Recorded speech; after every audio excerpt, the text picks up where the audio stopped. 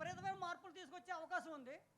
Sir దాని మీద రాష్ట్ర ప్రభుత్వం తరఫున ఏం చేస్తున్నారో తెలుసుకుందామని అడిగాను సార్.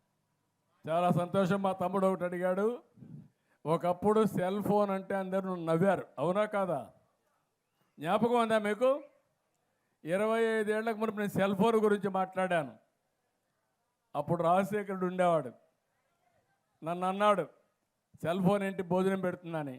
రాజశేఖర రెడ్డి, నీకు తెలియదు, ఆ రోజు వస్తుంది, ఆ రోజు నేను చెప్తా. సెల్ ఫోన్ వల్ల ఏమేమి లాభాలు ఉంటాయో ఆ రోజు నువ్వు తెలుసుకుంటావని చెప్పాను. కానీ లేడు ఆయన తెలుసుకోవడానికి. ఈరోజు మీరు సెల్ ఫోన్ చూశారు. మా తమ్ముడు ఒక మాట అడిగాడు. మొన్న నేను ఢిల్లీకి వెళ్ళాను.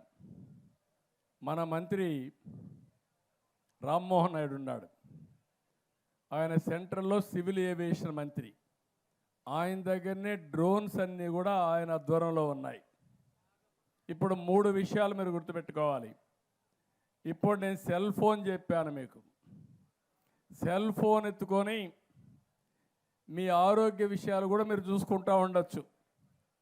ఇప్పుడు నా దగ్గర ఈ రింగ్ ఉంది. మీరేమనుకుంటారు? ఏదో మంత్రాలు గింత్రాలు చేసి ఏదో దేవుడి రింగ్ అనుకుంటారు. కాదు, ఇది నేను రాత్రి నిద్రపోయాను. ఎంత నిద్రపోయానో చెప్తుంది ఇది. నేను రాత్రి బాడీ ఎంతవరకు మళ్ళీ రెడీ అయ్యింది నిద్రపోయిన తర్వాత చెప్తుంది. అదే మరి ఇప్పుడు ఒక సెన్సార్ వచ్చింది. మీరు తినే వల్ల మీకు ఎంతవరకు గ్లూకోజ్ లెవెల్ వస్తుందో చెప్తుంది. మీ బాడీ మెటబాలిక్ స్కోర్ చెప్తుంది అది. అంటే అవసరమైతే భోంచేయడం, లేకపోతే భోంచేయకుండా వదిలేయడం, తక్కువ తినడం. ఎక్కువ తింటే ఏమవుతుందంటారు మీరు? ఎక్కువ తింటే ఏమవుతుందంటే షుగర్ వస్తుంది. మీ శరీరమే షుగర్ ఫ్యాక్టరీగా తయారవుతుంది. తర్వాత ఏది తిన్నా కూడా షుగర్ అయిపోతూ ఉంటుంది. అలాంటివి రాకుండా ఉండాలంటే మన ఆరోగ్యం మన చేతుల్లో ఉంది. సెల్ ఫోన్ వల్ల అలాంటివి వస్తాయి.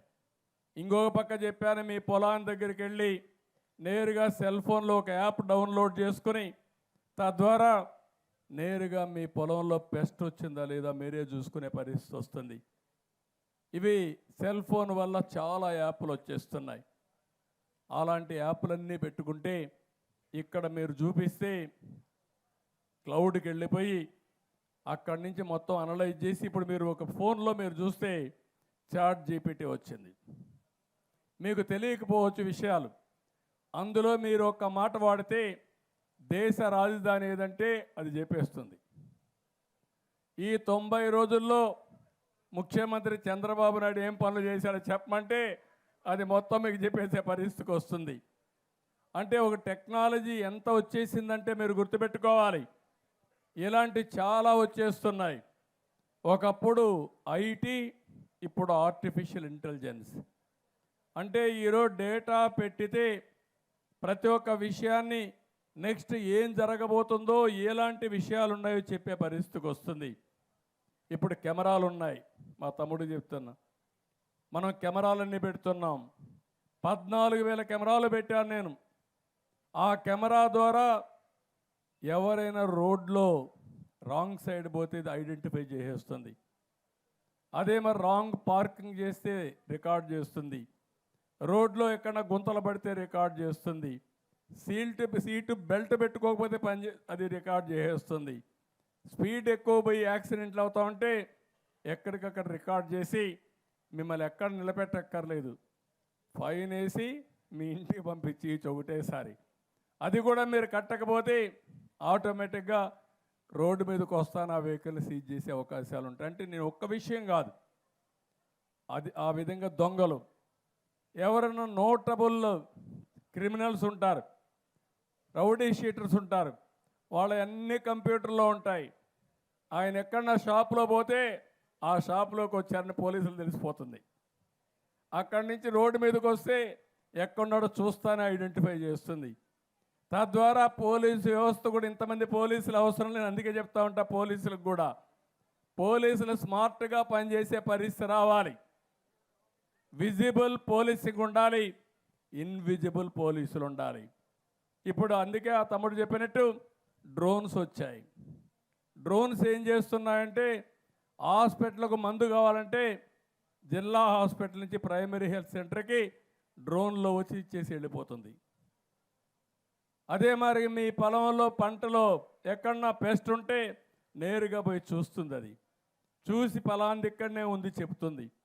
దాని మీదనే మళ్ళీ మందు కొట్టి దాన్ని ఎరాడికేట్ చేసి అయ్యిందా లేదా కూడా రికార్డ్ చేసుకొని మళ్ళా చెప్తుంది. ఎక్కడన్నా మస్కిటోస్ ఉంటే అక్కడికే పోయి అక్కడే మందు కొట్టి మస్కిటోలు దోమల్ని మేము ఏ విధంగా పనిచేస్తున్నామంటే ఈ రాష్ట్రానికి మంచి జరగాలి, మమ్మల్ని నమ్ముకున్న ఈ జాతి పైకి రావాలని ఏకైక లక్ష్యంతో పనిచేస్తున్నాం. ఇది సాధ్యం చేస్తాం. ఇంకెవరన్నా ఉంటే డౌట్లు ఉంటే మీరు రండి నాకు చెప్పడానికి. చెప్పు ఇట్రా నువ్వు రా ఎగిరి పడుతున్నారమ్మా. అండి అలాగే గవర్నర్ ముఖ్యమంత్రి గారు, అలాగే మన ప్రెసిడెంట్ అయిన పల్లి భీమారావు గారు, ఎమ్మెల్యే అయిన సత్యానందరావు గారు, వైస్ ప్రెసిడెంట్ అయిన మన వీరేష్ గారు, అందరికీ కూడా నమస్కారం అండి.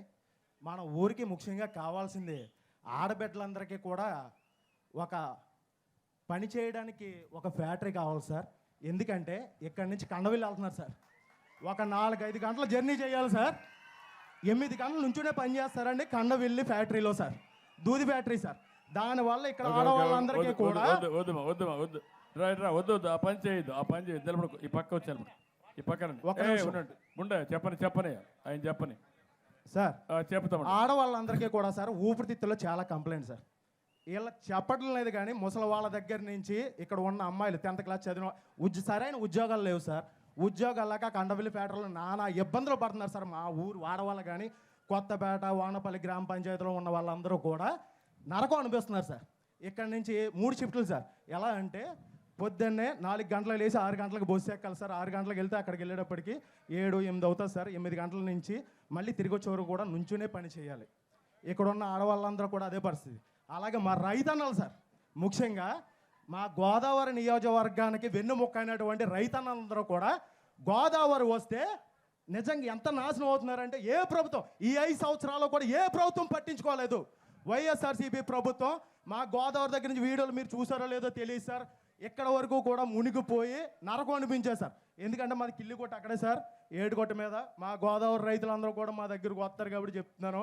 అలాగే ఇంకో విషయం, ఇక్కడ ఉన్న ఆటో యూనియన్ సార్, నా ఈ ఆటో యూనియన్ ప్రెసిడెంట్ సార్, నా పేరు రేజనాయుడు. అలాగే మీరు ముఖ్యంగా ఆడవాళ్ళందరికీ కూడా ఫ్రీ బస్ పెట్టారు సార్. దానికి అభినందించాలి సార్ నిజంగా. ఎందుకంటే మామూలు విషయం కాదు సార్, అది చాలా కోట్లతో కూడుకున్న విషయం. మా ఆడవాళ్ళ అక్క చెల్లెములు అందరూ కూడా చాలా బాగుండాలని మీరు ఈ పథకం పెట్టారు సార్. అలాగే మా ఆటో యూనియన్ దగ్గర ఒక 5 లక్షల మంది సార్ తూర్పుగోదావరి జిల్లాలో.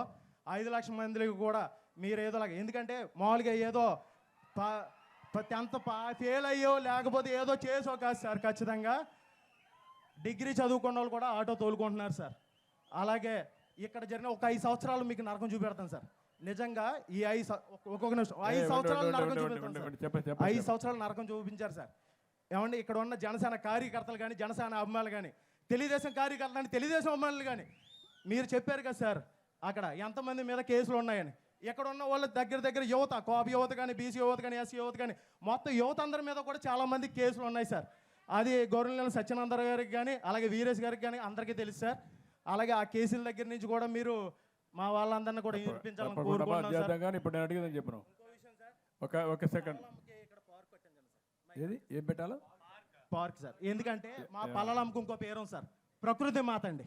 ప్రకృతి మాత ఆవిడకి అక్కడ ఇదంతా కూడా పల్లెలమ్మ గారికి కలెక్టర్ ఉండు హరీష్ ఉండు, నువ్వు ఉండు కాసేపు ఉండు, నువ్వు ఓపిక పట్టు.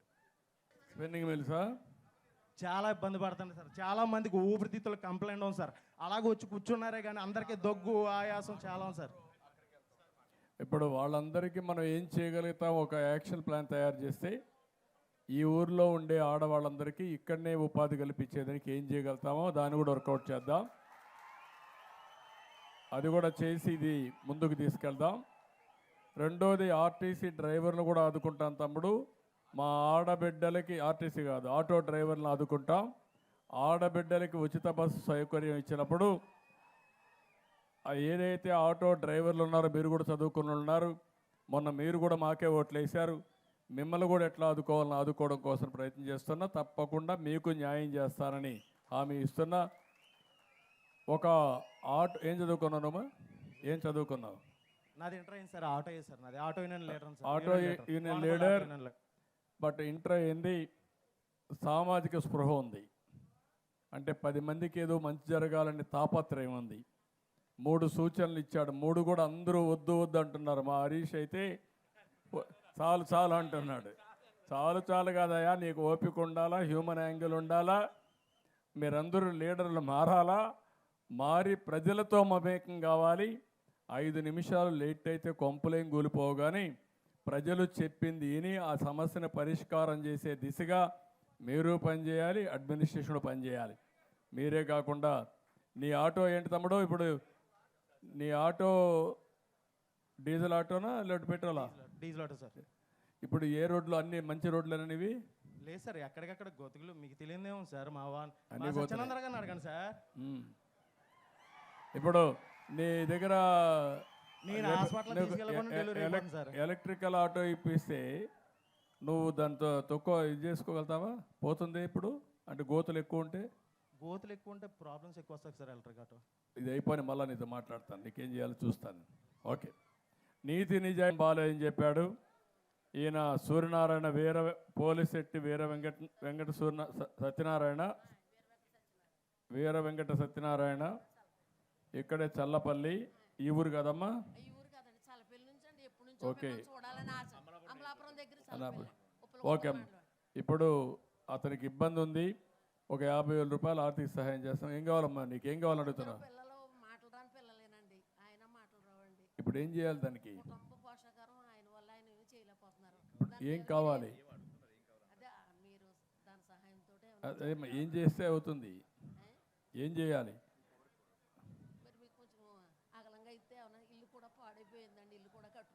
ఒక 1,00,000 రూపాయలు ఇవ్వండి, మళ్ళీ 5 నుండి ఇల్లు అవన్నీ కట్టించండి, శాంక్షన్ చేయండి. దాన్ని చేయమండి, ఇల్లు అవన్నీ శాంక్షన్ చేస్తాం, ఒక 1,00,000 రూపాయలు ఇస్తాం. ఓకే ఓకే అమ్మ తల్లి, థ్యాంక్ యూ. ఇంకెవరన్నా ఏమన్నాను, ఫిర్యాదులన్నీ కూడా మీకు ఏవైతే సాధ్యం. రా తమ్ముడు, ఇట్రా. ఏం చదువుకున్నామా? నేను ఇంటర్ చదువుకున్నాను సార్. చెప్పమా. మాకు గోదావరి గోదావరి ఇంకా మా ఇక్కడ గోదావరి ఉందండి. ఇక్కడ జింకలు చాలా మటుకి వందలాది జింకలు ఉన్నాయండి. మరి గోదావరి వచ్చే సమయంలో ఆ జింకలు కొట్టుకుపోతున్నాయి, కొన్ని ఏమో కుక్కలు తినేస్తున్నాయి. ఆ జింకల్ని పరీక్షించాలని మేము చాలాసార్లు నేను 5 ఛానల్లో పనిచేస్తున్నాను సార్, నేను రిపోర్టర్ కూడా అండి. ఆ జింకలు ఎక్కడున్నాయి? ఇక్కడ నారాయణ లంక, కేదార్ లంక అని ఈ ప్రాంతంలోనే సుమారు 500-600 జింకలు ఉన్నాయి సార్.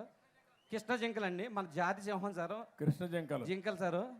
ఆ జింకలో కొట్టుపందని మా యొక్క 5 ఛానల్లో కూడా చాలాసార్లు. కాదు, ఈ కృష్ణ జింకల్ని ప్రొటెక్ట్ చేయాలంటే ఏం చేయాలి, ఏమైనా ఐడియా ఉందా నీకు? అంటే నాకైతే లేదు సార్, మీ దృష్టిలో పెడుతున్నాను సార్. ఆ జింకలు రక్షించి ఫారెస్ట్ వచ్చే తరానికి చూపిస్తాడు. ప్రద్యుమ్న, ఫారెస్ట్ డిపార్ట్మెంట్కి, ప్రద్యుమ్న నీకే, ఫారెస్ట్ డిపార్ట్మెంట్కి చెప్పి కృష్ణ జింకలు ఉన్నాయి ఇక్కడ, 500 జింకలు ఉన్నాయి, 500-600 ఉన్నాయి, దాన్ని ప్రొటెక్ట్ చేయాలి. అవసరమైతే ఈ ఏరియాలో అవి ప్రొటెక్ట్ చేసి రేపు రాబోయే టూరిజం స్పాట్స్లో ఇంటిగ్రేట్ చేస్తే దాన్ని ఏ విధంగా చేయగలుగుతారో వర్కౌట్ చేయండి సార్. ఇంకొకసారి మన ఎన్డీఏ కూటమి ప్రభుత్వం ఏర్పడాలని రాష్ట్ర తెలుగు రైతు అధికార ప్రతినిధి ఆకుల రామకృష్ణ గారు, మేము కూడా చాలా నియోజకవర్గాలు తిరిగి మేము చాలా చేసాం సార్. మరి ప్రభుత్వం అధికారంలోకి వచ్చింది, మరి ఆయన కూడా మంచి ఏదైనా ఒక పదవి ఇస్తారని మనస్ఫూర్తిగా కోరుకుంటున్నాను సార్. ఓకే, నేను చూస్తున్నాం, అన్నీ ఎగ్జామిన్ చేస్తున్నాం, న్యాయం చేస్తాం. మోటార్ బైక్ కావాలనా? ఏం చేస్తావు నువ్వు, ఎక్కడికి పోతావు వేసుకొని?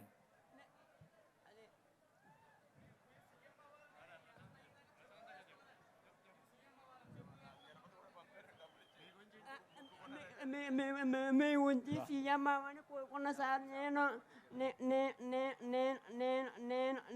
తిరుపతి వెళ్ళాలని మొక్కుకున్నా సార్. మీకు సార్ ఇతనికి స్కూటర్ ఒకటి కొనివ్వండి. అది నేను ఎలక్ట్రిక్ ఈవీ స్కూటర్ ఒకటి కొనివ్వండి. ఇంట్లోనే ఛార్జ్ చేసుకుంటాడు, తిరుగుతాడు. నీకు ఈవీ స్కూటర్ కొనివ్వమంటాను, ఎలక్ట్రికల్ది. దాన్ని అయితే నేను ఇంట్లోనే ఛార్జ్ చేసుకోవచ్చు, ఖర్చు కూడా తక్కువ ఉంటుంది. ఇమీడియట్ కొనిస్తాను, 2-3 రోజులు తెప్పిస్తారు. కలెక్టర్ టచ్లో ఉండి. ఓకే, లేమా అవుతుంది. ఏం చేస్తున్నావు? ఖాళీ సార్, ప్రస్తుతానికి ఏం చేయలేకపోతున్నాను. ఇంట్లో కూర్చుంటున్నాను సార్. ఎందుకు స్కూల్కి పోవడం లేదు? 10th క్లాస్ అయిపోయిన తర్వాత వెళ్ళలేదు సార్. ఇంటర్మీడియట్కి ఎందుకు పోలేదు? అంటే ఇంకో పరీక్ష ఉందని ఆగాను సార్. ఏమా? ఇంకో పరీక్ష ఉంది సార్. చదువుకోవాలి కదా, పట్టుదల కూడా ఉండాలి నీకు. ఇప్పుడు ఎట్లా అయింది ఇది? కొత్త కాలనీ జగ్రెడ్ గారి కాలనీలో మెయిన్ వైర్లు తగిలినాయి సార్. అంటే వేరే వాళ్ళు బిల్డింగ్ సెంట్రింగ్ రేకులు వేస్తున్నారు సార్. కిందకి వేసుకోవాలి సార్ ఆడు రేకుల చెట్టు. మూరకత్తంగా బిల్డింగ్ కింద లేపేడు సార్ ఆడు. మా బిల్డింగ్ మీద మేకలు అడిపోతే నేను తీసి ఎత్తున్నాను సార్. కట్టుకు ఫోన్ వచ్చింది సార్, ఎత్తి మాట్లాడుతుంటే సప్పమని లాగేసుకుంది సార్ మెయిన్ లైన్. ఇదిగోండి సార్, ఇదంతా అది. చాలా బ్యాడ్. సరే, ఇప్పుడు నువ్వు 6,000 రూపాయలు వస్తుందా నీకు? వస్తుంది సార్. 6,000 వస్తాను. ఇప్పుడు ఏం కావాలంటావు నువ్వు ఏమన్నా చేయడానికి? నాకు ఎక్కడికైనా దూరాలు వెళ్ళినప్పుడు మా బ్యాటరీ బండి సార్, నాకు ఏదన్నా చేసుకోవడానికి. ఇతనికి కూడా ఒక స్కూటర్ ఒకటి, ఈవీ స్కూటర్ కొనిచ్చేయండి. సో దట్ నేను ఈవీ స్కూటర్ కొనిమ్మంటాను, నువ్వే ఛార్జ్ చేసుకొని నువ్వు వెళ్ళొచ్చు, నేను చేయమంటాను. నువ్వు కూడా పని చేసేది నేర్చుకో. నువ్వు కూడా 6,000 వస్తుందని గమ్మున ఇంట్లో కూర్చోవద్దు. నువ్వు కూడా ఇంటర్మీడియట్ చెయ్యి, చదువుకో, జీవితంలో పైకి రావాలి. భగవంతుడు ఏదో మనకి వచ్చింది, ఓసారి కొన్ని సంఘటనలు జరుగుతాయి, జరిగిన తర్వాత నువ్వు సవాలుగా తీసుకొని పైకి రావాలి. వస్తావా? వస్తాను సార్. నాకు నమ్మకమేనా? నాకు మాట ఇస్తావా? మాట ఇస్తున్నాను సార్. ఇంటర్మీడియట్ పాస్ కావాలి, బాగా చదువుకోవాలి, నువ్వు పైకి రావాలి. నీకు చదువుకోవడానికి ఏం కావాలి నేను చేస్తా, సరేనా? ఓకే.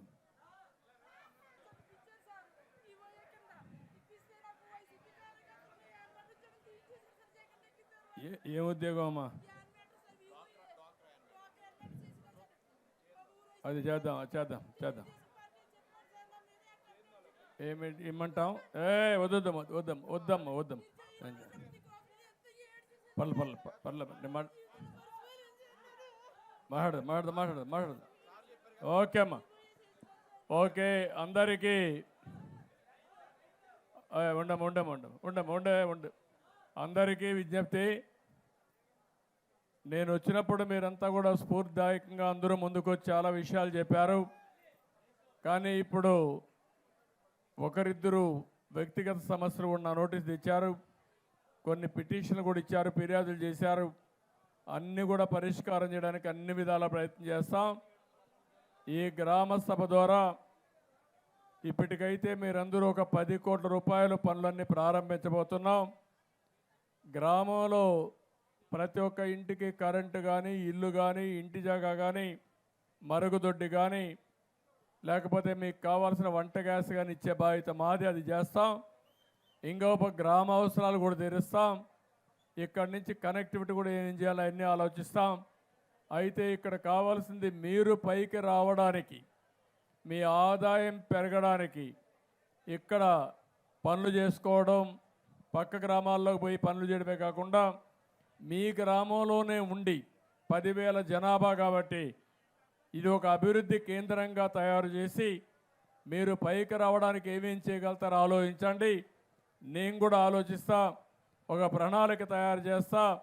ఆ ప్రణాళిక ద్వారా ఎప్పటికప్పుడు మీ అందరికీ మెసేజ్లు పంపించి తద్వారా మిమ్మల్ని అభివృద్ధి చేసే కార్యక్రమానికి శ్రీకారం చుడతానని మరొక్కసారి తెలియజేసుకుంటూ, ఈరోజు రాష్ట్రం మొత్తం అన్ని పంచాయతీల్లో ఒకే రోజు గ్రామ సభలు పెట్టడం ఒక చరిత్ర.